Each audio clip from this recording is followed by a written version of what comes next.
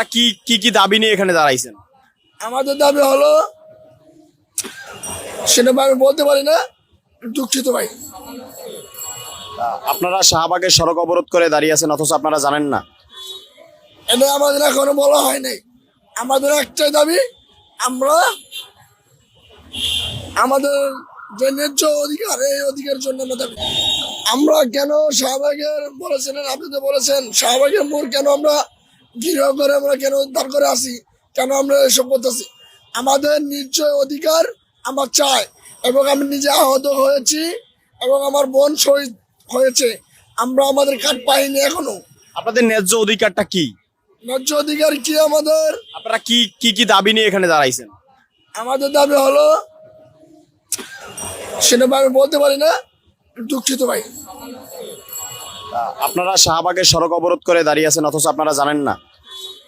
এটা আমাদের এখনো বলা হয় নাই। আমাদের একটাই দাবি, আমরা আমাদের যে ন্যায্য অধিকার, এই অধিকারের জন্য আমরা দাবি। সেই অধিকারটা কি? সেই অধিকারটা আমি এখন বলতে পারবো না ভাই, আমি সরি ভাই।